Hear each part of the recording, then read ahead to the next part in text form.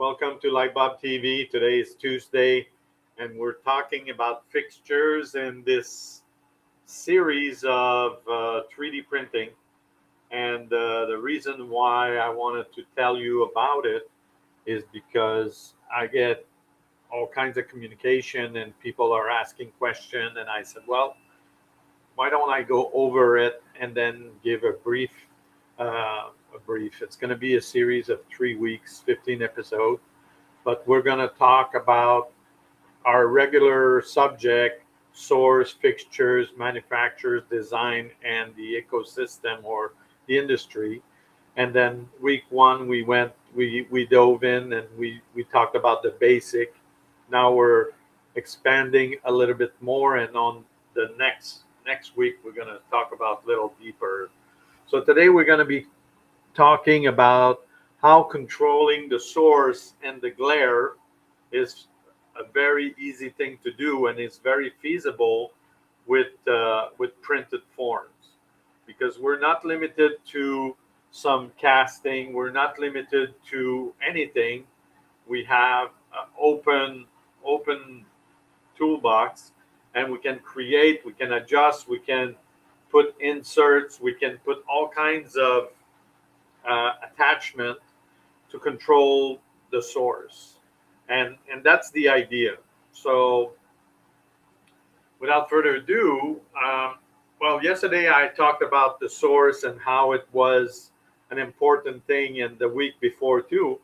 But now that we know that the source, we got some heat management, we got all kinds of printed object that can be replaced, that can be added, that can be um, customized.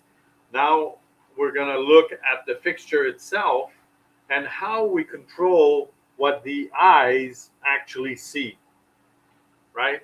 What what else that we can that's it in our control that we can add to this to this hardware, that is, more importantly, what should not be there, right? And what shouldn't we see? So maybe sometimes we don't have the right vocabulary, we don't have the right terminology, we don't have the right, but we know there is something wrong. And with traditional manufacturing, it's very complicated to jump in and say, well, we're going to do this, we're going to do that, we're going to change this, we're going to do that. If it's not in the catalog, uh, you got to be very creative. And especially, you don't. The last thing you want to do is order something that doesn't fit in a big bulk volume because you are on a timeline and it doesn't work. Glare, in my book, is not an accident. Glare in my book is a design decision. When you start cutting corners and you start going with the lowest end product, and you end up with things that shouldn't be there. And glare, it's one of those. Um, we have as creator, we have a clear idea of what we want the light by now to do and behave in a space. What we don't know is how it's going to happen. And like I told you before, and I will repeat myself, is you should always get a couple sample, test it for yourself. And you're going to say, well, Bob, I don't have the physical, I cannot go into the space and start testing. Well, you can test anywhere. You can test it on your garage floor, you can test it in your driveway, you can test it in your backyard.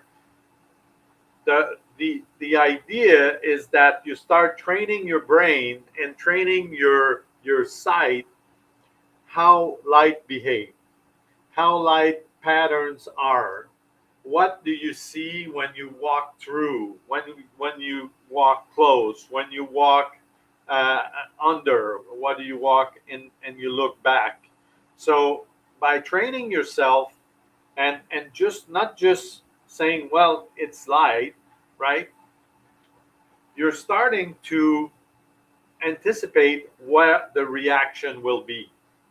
And also forming in your head some ideas about how you can modify that and start having the right vocabulary. Even if you don't have the right word, you know that you want to cut that glare. You want to make that beam tighter. You want to have this fixtures at this angle. And let's say you have it at this angle, what is the residue or the spill light or that you don't want? So all those little add-on that you're discovering are making sure that over times when you're delivering, you you are comfortable with what you're delivering. And you also have control over what you're delivering. Because by then you have had the experience, you have had an idea of what the solution would be. And with your 3D printer, you can go and print some different masking, shield, lens, snoot, diffuser, and attaching them to your fixtures so that you have a little bit more control, which before was very complicated. Why? Because you had to have a series of experts around you that would have give you what you want. You would have to have people that are good with metals. You have to have people that are good with casting. You have people that are good with adhesive. You have to have people that are good with, mechanical attachment.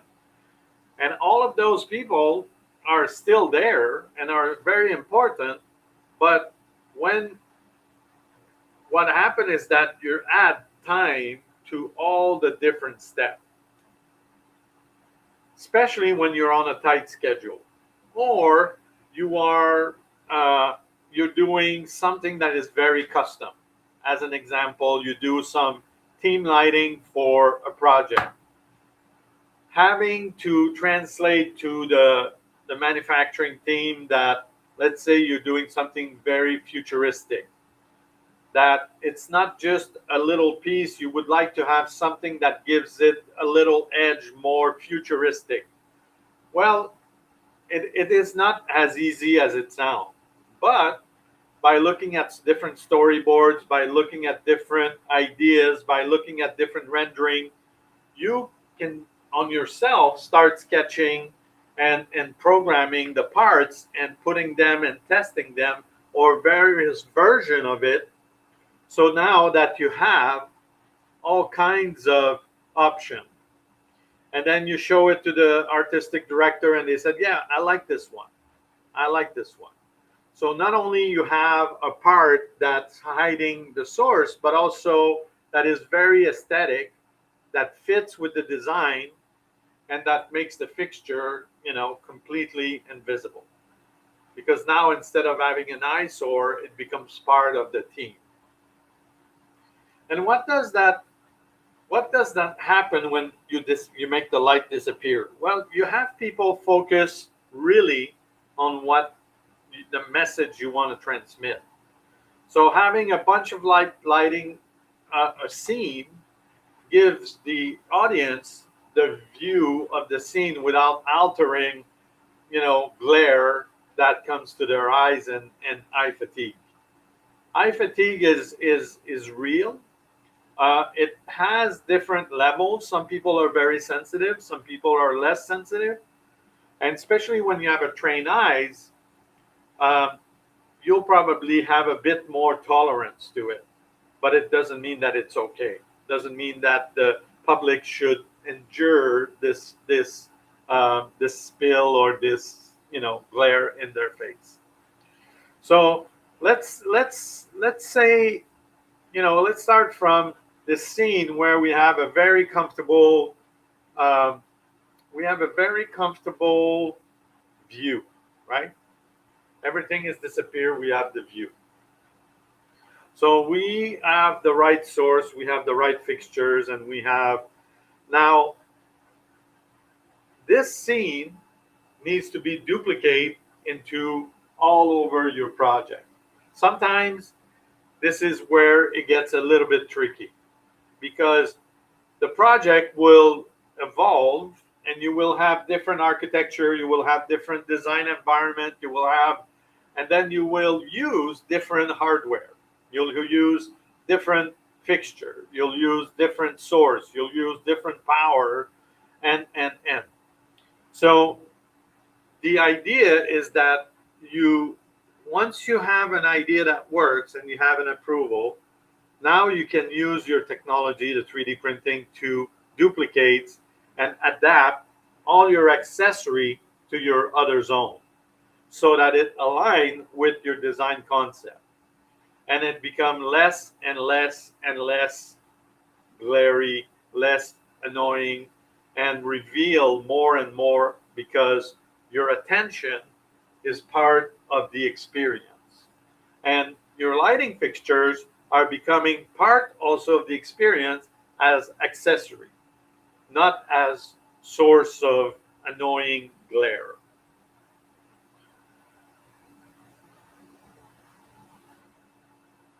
Took me years to understand that. And today it is still something that, that's the reason I created this episode, was exactly for that, because people will stuck on a specific fixtures. I love that fixtures. They don't think about the amount of glare. They don't think about the user comfort. They don't think about the perception of the space that is diminishing because this fixtures is an eyesore or it's very glary. So by observing, and understanding how objects work in a space and being able to modify and enhance the design so that you have an optimal performance of the fixtures is where you can really shine. And this is where 3D printing is very efficient, because sometimes it's not a big change. It's just a little accessory that could be themed to a lighting fixtures or a series of lighting fixtures. Sometimes they could be attached, sometimes they could be floating, sometimes they could be suspended, and all of that will make it them disappear and focus on the bigger pictures. And there's nothing more gratifying for an architect or a designer, interior designer, that you walk into a space and people love that space. They cannot say why they love it, but they love it. And inside that you did all in your power. I mean, you don't have control over colors, you don't have control over shape, you don't have control over the architecture, but you can make that environment which the user is coming in very, very, with lighting, you can make it very comfortable. Or you can make very uncomfortable, meaning people are coming in, they want to get the hell out. They go into a restaurant, the experience, the food is amazing, the music and the furniture is comfortable, but you got this little source where you're sitting that's right there, and this one that's right there. So there's really not a comfortable for you to have a conversation with somebody else, because you always have this reflection that's right in your eyes. And how often that happens? Too much. Too often it happens. Why? Because somebody misplaced the fixture. They put it too high. They put it too low. They put the wrong fixture. They put the wrong angle. They put the wrong quantity. This is a work in progress. And at the beginning of my career, I did that very, very same mistake, because I was worried that there wouldn't be enough light.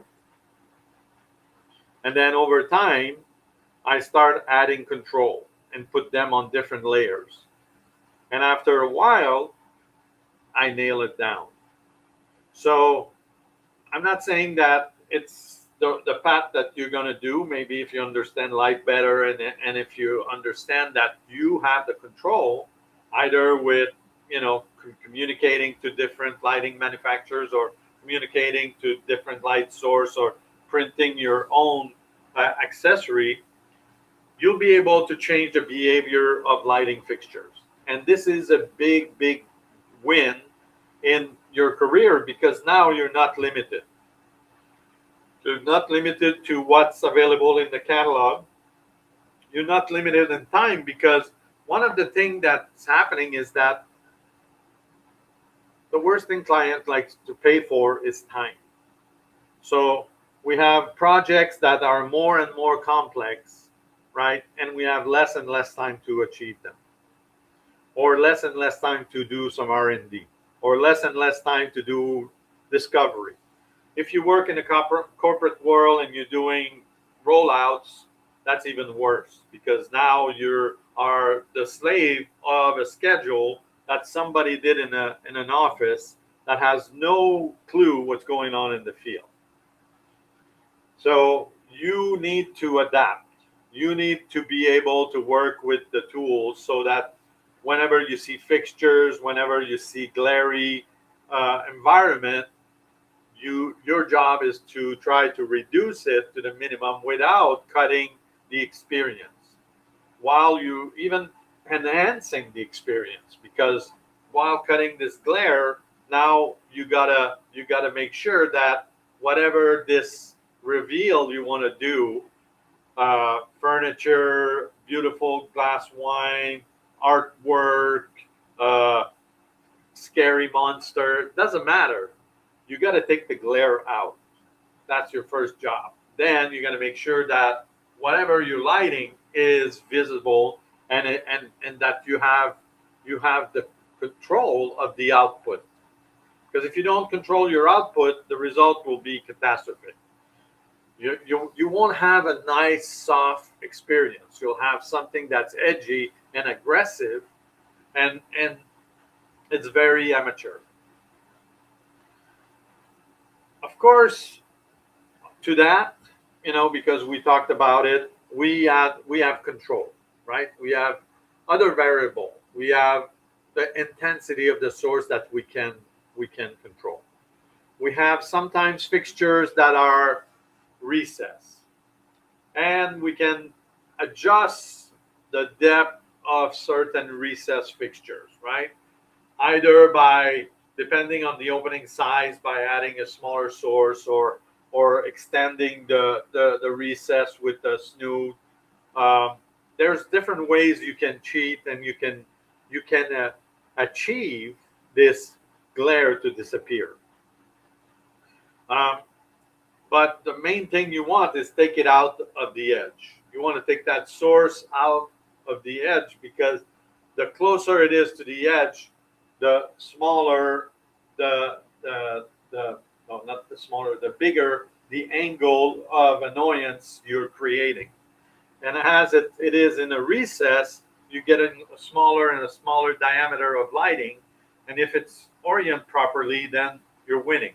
If it's not oriented properly, well, sometimes you may have to take it out and relocate it where it really belongs.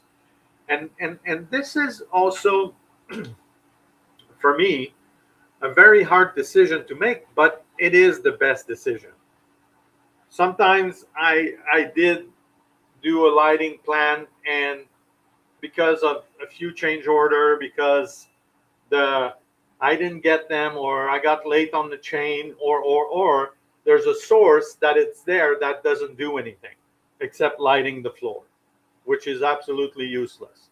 So it will be my job to tell the GC, to tell the electrical contractor, tell the clients, well, this source is absolutely useless, so why don't we relocate it there? Or why don't we add two more there and take this one out? Or. So sometimes it's not adding 3D parts, sometimes it's just relocating in general.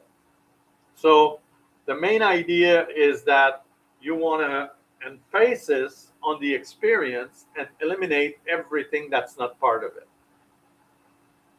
3D is, giving you an extra layer of tool, an extra tool in your belt to be able to create on demand and the size that you want. I mean, we have printers that are doing 3 feet by 3 feet by 3 feet. I haven't seen a fixture that big yet. So whatever accessory you need to build, there is a printer that will do. And if you don't own it, there's, like I said, we will go to that on Friday. We talked also about the depth of the source, and that can give you some control over the light. We can add smaller source in a deeper can, and because sometimes it's not about the quantity of light, it's about the quality.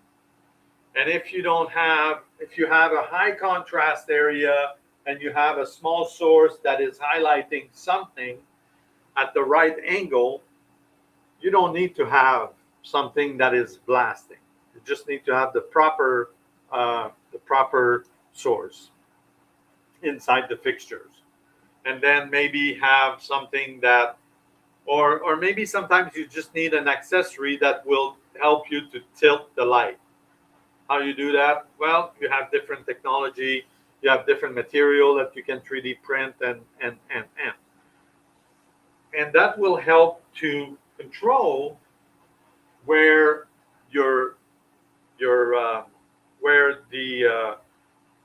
where the attention is focused on. So again, cut off, limiting the view angle, define what light stop you want to do. What is it that you want to remove from that picture? What is it that is annoying you, and where does it start? If you walk into a room and the minute you look at it, you're blasted by all kinds of light. Maybe the work has to start before the user have the experience, and that too is part of your job, to make sure that you're building up the drama over time or over space, that they feel it and they're ready for it. Like building up, a scary environment. There will be different things you want to do. You don't want everything lit up like a gymnasium, because now your eyes sees everything and you are in a scary. But if you are in a dark area and then few things are appearing, or that are letting you think or imagine that something is happening, the drama is building inside of you, and that's what you want. And I'm saying this about this particular idea, but it could be on anything. So being able to control your beam, being able to reduce glare, right? And most of all, having your light focused on the action is the best thing you can. That's the ideal scene, right? If you can do this, you have it all the check done. Now, we all know that in reality we have all other kind of physical constraint. We have ducting, we have security system, we have audio video, we have wiring, we have plumbing. It is a whole ecosystem that's behind the wall, behind the ceiling, the wall, or under the floor. So sometimes you are limited with where the openings are. You're limited to move them. You're limited to the angle. You're limited to the quantity. Well, guess what? That's where your knowledge and your experience and your observation and capability of printing things in 3D will take you out of there. It will bring you more freedom, more creative approach, because now you're not limited with what you don't see. You can build it. You have no limit, and you can do it. Sometimes just a little shield will give you a lot of freedom and will enhance your different spots just by bringing in little shield. Sometimes, like I said, it could be something that will, and I design a lot of those accessory that will reflect the light at a certain angle. Sometimes you will have different diffuser so that the intensity of the source, will be softer. Sometimes you will have just a single lens that will help you to eliminate, some of that spill light that goes around. So there's not one solution for all. You will be encountering different problems, but you have now the tools, you have the knowledge, and you have the opportunity to create your own toolbox and experiment. I mean, um, and I say that with a lot of confidence because I did it for myself with a couple spool of ABS or little filament PLA or whatever PETG, doesn't matter. I create some accessory and I test it on fixtures. I create some reflectors. I create some attached that were not at all attached to the fixtures and that were decorative and creating shapes and forms and little patterns that took all this glare out of the way and create that cool thing that's enhancing the scene that I'm lighting. So, and it's not a matter of size sometimes because when you have a guided path, all the others angles don't care. You don't care about it because you're going in one direction and you're going in one path. And what's important is to have the experience. Rarely people will look in the back and say, "Oh my God." No, they don't care about the back. What they care is how do you implement the program so that the build-up is there and you have more and more and more and more affinity and reality on the product that you want to demonstrate. And product meaning it could be a mural, could be a car, could be, a scene, it could be an object, could be art, could be anything. But what have you done to build up that path? When we work on an uncontrolled environment, and that happens too, like a museum, where people are going left and right, up and down, you have to have a bit more concern about the way you're controlling light. You have to experiment a little bit more because now you have different viewing angle.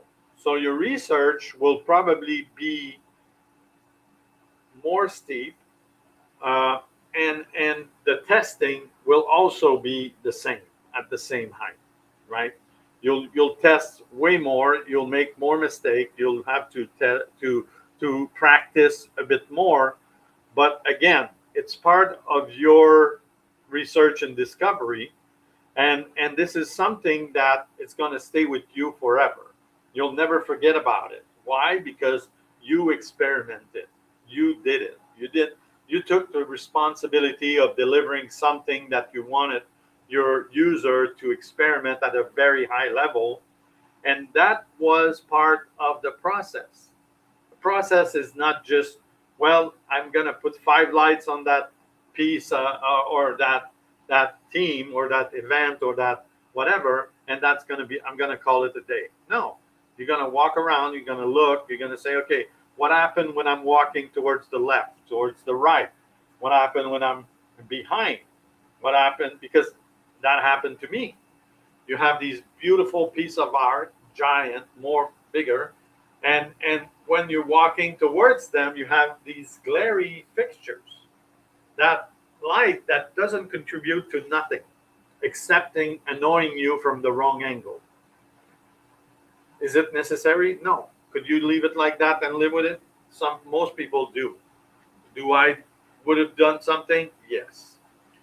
So it's important that you set up your program right from the get-go so that you don't have to come back, or you don't have to justify, or you don't have to say, well, I did all of this except that. By having your by submitting yourself to high standard, you'll be able to control the light. Now you have the tools, so you're not limited, and you'll become known, and your work will speak for itself. And if you're counting on lighting manufacturer to do that, I just want to tell you that you're wasting your time, because that's not their job. Their job is to produce a lot of products and make them the good quality. And like we talked earlier, they're bombarded with all their internal stuff. They have to deal with technology. They have to deal with design. They have all kinds of limitation. You are the one that deliver the final product. And you are the one that have to take responsibility for it and said, okay, well, this is my contribution. And of course, if after a while you see that is something that could be applied, could be shared, could be, you can cut a deal with the manufacturer. Said, well, you know what? I designed this accessory, and if you want to put them in your catalog, I would like to have a royalty. If you pay me a royalty, or I can sell it to you outright, or right? There's no limit, and nobody's going to say no, because you did all the research, you have the case study, you have the result, you have the satisfaction of the client. And if let's say you applied it in 5-6 projects, and it happened to me a long time ago. I was doing a condo building, and we had a very, very shallow space, and the fixture needed more. So I came up with an idea of putting the bulb horizontally with a reflector that would blow it down, and the manufacturer took it and ran with it, and we sold thousands and thousands of that product. So it could be something that it becomes a generic product. It could be something that becomes a production item. You don't know. What I'm telling you is that don't limit yourself. Push your knowledge. Push yourself to experiment. And it is like going to the gym. Same thing. First time you're like, well, I'm not sure. I don't have time. Oh, I want to watch Netflix. I want to do this. I want to do that. Oh, that's a pain in the butt. I got to call the manufacturer, ask him for a couple sample. But once you explain to them what you want to do and why and how you want to improve the quality of your project, no manufacturer will say, I'm not interested. Nobody.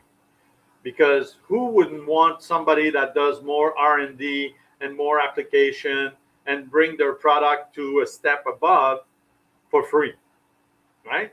Nobody. I don't know anybody. And you're not doing it for free. You're doing it for yourself. You're doing it for the project.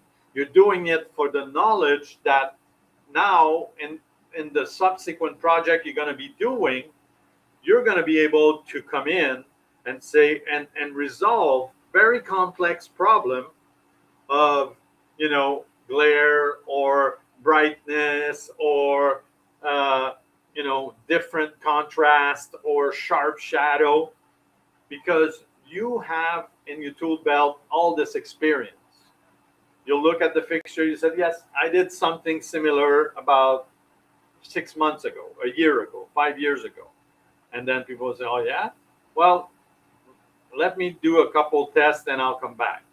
And then you take some measure, you go home, start designing, print something, then try it. This one doesn't work. Yeah, take a Sharpie, mark it, say cut this, cut that, take some scissor, cut it out, and then boom, it works. So good lighting is not seen, it's felt. And this is what your job is, to make people feel the emotion, the impression, the different uh, array of discovery that the space has to propose. So it's not about having good lighting. It's about how people feel when they go inside. And as we saw in the different episode, now we have some knowledge about circadian lighting. We have knowledge about color. We have knowledge about intensity. We have knowledge about, now we're developing our little knowledge about 3D printing. And all of this are things that are, for you, the most important thing. Others, we don't care about. But for you, if you have any incline, if you have any, question or any things you want to do, you have the tool. You're empowered, and that's my job. Make sure that you can go and create the feeling that you want. And if it include adding a couple accessory, well, so be it. So be it. If it include to modulate the different colors, so be it. If it include that you have to remove some stuff, so be it. By understanding, you are empowered to do these calls. By understanding and practicing, you not only have the power, now you have the ability to do it. And this is where you want to be. You want to be able to reshape and be known to create and reveal beautiful space that are comfortable, that that needs specific tools, that you have the experience. Because most of the time, why do we make mistakes? Because we don't have the experience, and also we're not ready to confront. And this is something that I rarely talk about, but in this episode, I just want to start to introduce this concept of confronting. It is very easy to be a yes man, to talk to all the team and say yes, yes, yes, yes, yes. Oh, we're gonna fix that. Yes. What we're gonna do? Well, I call a manufacturer. I asked them if they had a solution, and they told me they had nothing. Period. This is not a solution. This is just a band-aid. This is just a non-confront, right? You're just pushing the problem over. Now, once you start owning that problem and said, okay, what can I really do about it? You'll see that all the tools that I'm sharing with you and that I talked on the previous episode are there to empower you to confront more and more and more and more. And if you start with small projects, start with your home, move on to your office, go down to the first project, or go see a project you did 5 years ago and look at it from a different viewpoint. How would I do this today? Or what did I do wrong? And start taking notes. And then, okay, now how could I fix that? And. So you will be getting more and more comfortable in confronting the reality. Confronting by taking fixtures from manufacturers and testing them, you'll feel way more comfortable to confront them and say, hey, listen, I tested this and we have a major issue. What can you do to help me? First of all, they won't have a clue what you said. They will say, what? No, we don't. Well, when I put it at 10 feet, I got this glare. How can we do this? Have you ever had somebody address this? Now, they don't want to confront, right? They're going to say, oh, no, and we never had any complaints about it. Okay, so now what do you want to do? The manufacturer is not going to do anything. Now, what do you want to do? Okay, well, I can start with a simple shield. Maybe I can start thinking about adding a suspended ring to diffuse a little bit more light so there's less contrast. I can do this, I can do that, I can do this. So all this little these little steps, what it needs from you is a bit more confront, right? And when you start confronting, there's no limit. I repeat, there's no limit in in in you designing the perfect space, because now you know that you can do it. You know you have the certitude that or the ability and the knowledge to make it happen. You may not do it in the first time. Maybe you need to practice. Maybe you'll do it the third time. But you know that if you don't do nothing, nothing's going to happen, nothing's going to change. And this is where we separate the professional from the amateur. Because a lot of people are in the field of lighting and all they do is they sell boxes. A lot of boxes. They sell switch, they sell fixtures, they sell LED, they sell tape. They'll sell you anything you want. Ask them to resolve a problem, it takes a special breed. And this is what I realized when I create that series, is that my videos are not meant for everybody, because it's not everybody that has this level of confront that they want to do something about it. They want to educate themselves. They want to get better. They want to get, better at every project. They want to do more complex project. They want to get bigger project. They want to get like massive challenge. And all of that, if I can say, start with confront. If you are in a position and you disagree with it, well, start confronting and moving on. Start getting a better job. Start get a better project. Start working with better manufacturers. Start working with better other consultants, better engineers, because they are out there. They are looking for you. They are looking for guys like me that does things that are not in the box and that have been doing it and have a track record. One of the most beautiful thing one of my mentors told me, I was right at the beginning of my career, and I bid on a big job, which I had absolutely no clue how to do. But he said, take my resume, put it under yours, and then present it. And guess what? We got the job. We got the job.